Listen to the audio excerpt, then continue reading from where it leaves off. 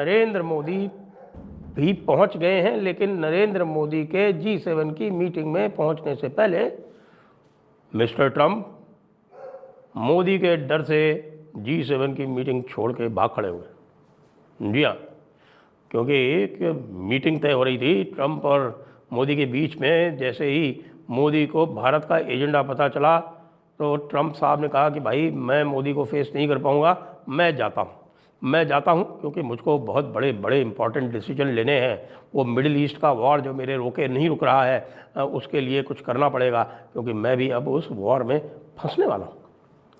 क्योंकि जो एजेंडा भेजा था वो लीक हो गया है। और मैं आपको बताता हूँ कि मोदी जी ने क्या एजेंडा प्रिस्क्राइब किया था डोनाल्ड ट्रंप को, जिसकी वजह से डोनाल्ड ट्रंप को वहाँ छोड़ के भागना पड़ा। क्योंकि डोनाल्ड ट्रंप को सबसे पहले जो सवाल पूछ रहे थे मोदी जी, वो ये कह रहे थे कि भाई ऐसा है कि ये देखिए कि आप दुनिया भर में क्लेम कर रहे हैं, आपने मुझसे बात भी नहीं की, आपकी मेरी कोई बात हुई नहीं जब भारत और पाकिस्तान का युद्ध चल रहा था। उसके बाद भी आप पूरी दुनिया में क्लेम करते घूम रहे हैं कि आपने भारत को ट्रेड की धमकी देकर, टैरिफ की धमकी देकर भारत और पाकिस्तान का युद्ध रुकवा दिया। तो भाई अब आप युद्ध क्यों नहीं रुकवा पा रहे हैं? बीबी नेतन्याहू ने तो आपके लाख मना करते हुए भी, क्योंकि आप उससे कह रहे थे रुक जाओ हमारा संडे का टॉक हो जाने दो, बीबी नेतन्याहू ने कहा तुम्हारी ऐसी तैसी, तुम जो है अपना टैरिफ और ट्रेड लेके बैठे रहो, ये सिक्योरिटी इश्यूज़ है, इनमें टैरिफ न चलता है और ना ट्रेड चलता है। और उसने तो सीधे ईरान के ऊपर आक्रमण कर दिया। और आक्रमण करने के बाद जब ईरान का जवाब आया तो ईरान के जवाब की जो आग है वो यूएस को भी जला बैठी। और अब यूएस को मजबूरी में उसमें भाग लेना पड़ेगा। अब उनके जो है यूएसएस निमिट्स, उनका एयरक्राफ्ट कैरियर, और यूएसएस कार्ल विन्सन, ये दोनों इस समय पहुंच रहे हैं मिडिल ईस्ट की तरफ। और उधर स्ट्रेट्स ऑफ हॉर्मुज़ में ऐसा सुना गया है कि कुछ टैंकर भी जल रहे हैं। हालांकि ये कंफर्म नहीं हुआ है कि कारण क्या था। कुछ लोग कह रहे हैं कि भाई 2 टैंकर्स में भिड़ंत हो गई और उस भिड़ंत की वजह से जल रहे हैं। तो अभी तक ये तय नहीं हुआ है कि क्या ईरान ने स्ट्रेट्स ऑफ हॉर्मुज़ में एक कोई ब्लॉकेड कर दिया है। अभी तक तो ऐसा ऑफिशियल कोई भी कुछ हुआ नहीं है। लेकिन सवाल यही उठ रहा है कि भाई आपके ट्रेड और टैरिफ के जो धमकियां हैं वो इजराइल ईरान वॉर में काम क्यों नहीं कर रही हैं?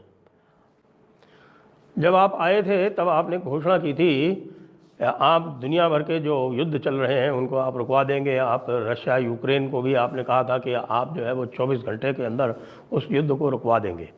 अभी तक कोई दूर दूर तक लग नहीं रहा कि आपको रशिया ही भाव दे रहा है, या जो येलेंस्की जो है जिसको आपने व्हाइट हाउस में बुला के और उसकी बेइज्जती की थी वो भी आपको कोई भाव दे रहा है। जैसे ही आप चलते हैं कुछ युद्ध रुकवाने तो वो कुछ और ऐसी हरकतें कर देता है कि जिसका रिएक्शन देना ही पड़ता है रशिया को, और उसको आप जस्टिफाई करते हैं। तो आपका ये जो युद्ध समाप्त करने वाला जो था वो तो बिल्कुल बेकार हो गया। बल्कि आपके आने के बाद जो है वो बड़े बड़े युद्ध हो रहे हैं, और सबसे बड़ा युद्ध इस समय इजराइल ईरान का हो रहा है, जिसको आप न केवल समाप्त नहीं करवा पा रहे हैं, आप उसमें सम्मिलित भी होने जा रहे हैं। ये मोदी जी का पहला पॉइंट वहाँ था एजेंडे में। तो इसको देख के ट्रंप साहब जो है वो बुरी तरह से घबरा गए। उनका कि भाई अगर इस तरह से हमसे पूछेंगे तो मैं क्या जवाब दूंगा। फिर दूसरा पॉइंट जो था वो ये पूछना था मोदी जी को कि साहब वो आप एक बोल रहे थे मेक अमेरिका ग्रेट अगेन, लेकिन अभी जो भी हमने देखा है कि मैं आया था अमेरिका, वहाँ पर आपने मेरे से बड़ी अच्छी अच्छी बातें की थी और मेरा बड़ा स्वागत भी किया था और कहा था कि साहब कि इनसे बड़ा कोई है नहीं। और उसके बाद जब पाकिस्तान ने हमारे यहाँ पहलगाम में टेररिस्ट एक्टिविटी की और हमने उसका बदला लिया, तो आप पाकिस्तान के पक्ष में एक तरह से खड़े हो गए और पाकिस्तान को आपने लेजिटिमेसी दे दी। तो ये जो मांगा आपका था मेक अमेरिका ग्रेट अगेन, इसको क्यों ना मैं चेंज करके मेक अमेरिका अनरिलायबल अगेन या महुआ कर दूं? कैसा रहेगा?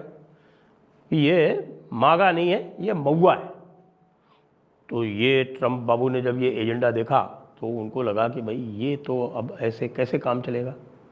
उसने ये भी पूछा कि भाई ऐसा है कि आप तो यहाँ फ्रेंडशिप की बात कर रहे थे, लेकिन आपका वो जो गुरपतवंत सिंह पन्नू है, जो कि अमेरिका का सिटीज़न है और कनाडा का भी सिटीज़न है, आपका भी सिटीज़न है, वो बैठे बैठे उसी तरह से टेरर प्रमोट करने की, आतंकवाद बढ़ाने की बातें कर रहा है और आप उसके बारे में कुछ बोल नहीं रहे हो। तो ये भी आप बताओ। और इन्हीं के सहारे यहाँ कनाडा में जब G7 चल रहा है तो भी यही खालिस्तानी लोग यहाँ पर सड़कों पर प्रदर्शन कर रहे हैं और ये कह रहे हैं कि किल मोदी पॉलिटिक्स, कहना चाहते हैं किल मोदी, लेकिन कह रहे हैं किल मोदी पॉलिटिक्स। तो इसके बारे में आपका क्या विचार है? तो ये एजेंडा देख के भी ट्रंप ने कहा कि यार इसका तो मैं जवाब ही नहीं दे पाऊँगा, मैं क्या करूँ। फिर अगला जो मोदी जी का एजेंडा था वो कह रहे थे कि साहब कि ये जो आपका आइस वाला जो प्रोग्राम है मुझे बहुत पसंद है, और मुझे बहुत पसंद है। आइस का मतलब है कि इमिग्रेशन एंड कस्टम्स एनफोर्समेंट। वो आइस का आपने बहुत अच्छा कार्यक्रम किया और उसके चक्कर में इस समय कोई 500 प्रदर्शन आपके विरुद्ध चल रहे हैं पूरे अमेरिका में, और आपकी जो पॉपुलैरिटी है, जो लोकप्रियता है, वो आज तक कहते हैं कि इतिहास में 1 वर्ष के अंदर अंदर या 6 महीने के अंदर अंदर किसी भी प्रेसिडेंट की जो लोएस्ट होती है वो है, लगभग 40% तक पहुंच गई है। तो ये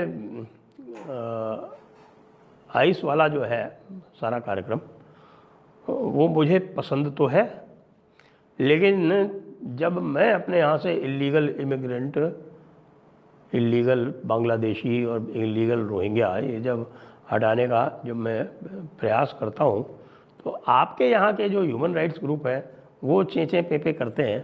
तो क्या आप भारत के लिए भी एक कुछ शब्द कह देंगे और ये कह देंगे कि भारत को भी पूरा अधिकार है अपने यहाँ से इलीगल इमिग्रेंट्स हटाने का?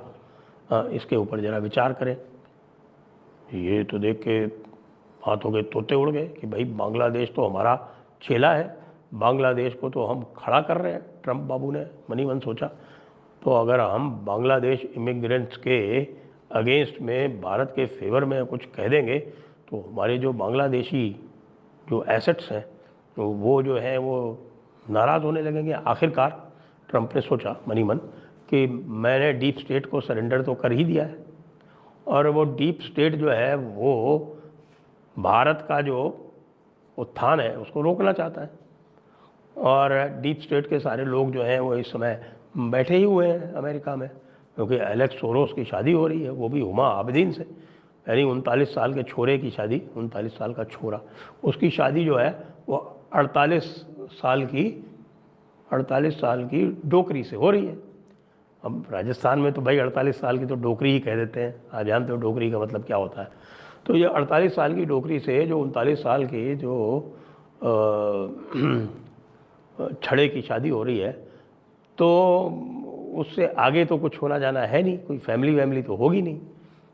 वैसे भी आपको पता है कि 48 साल की डोकरी आगे संतानोत्पत्ति तो कर नहीं सकती।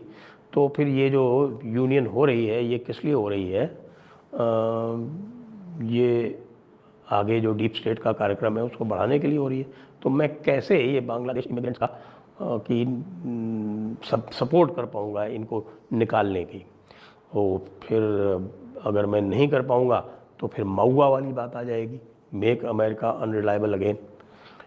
तो ट्रंप जी इसलिए और भी पशोपेश में पड़ गए कि यार मीटिंग तो मैंने मांगी है और उधर से जो मीटिंग का एजेंडा आया है वो सारा का सारा मेरे गले पड़ रहा है। फिर एक और मोदी जी की तरफ से था कि हम आपके डोज अभियान से, डिपार्टमेंट ऑफ गवर्नमेंट एफिशिएंसी अभियान से हम बहुत प्रभावित हैं, तो कृपया आप हमें बताएं कि ये जो डोज अभियान है इसकी उपलब्धियां क्या रही और भारत में हम इसको किस प्रकार से लागू कर सकते हैं।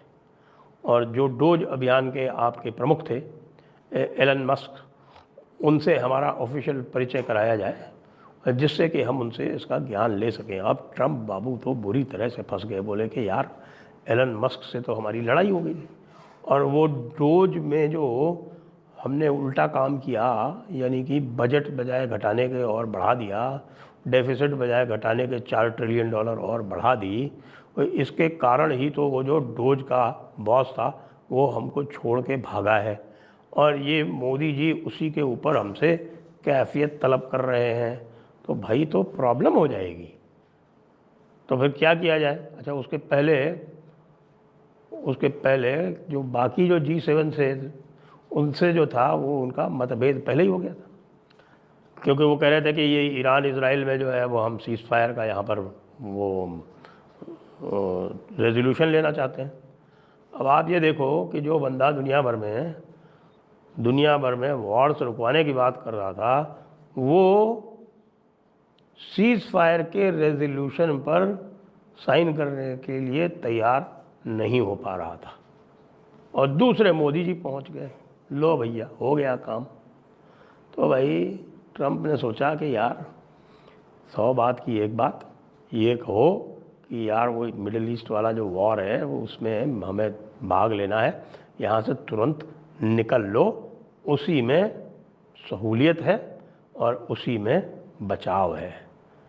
तो भाई ट्रंप बाबू जो थे, कोई कुछ भी कहे, सही में तो मोदी जी के डर के कारण कनाडा के G7 छोड़ के भाग गए हैं।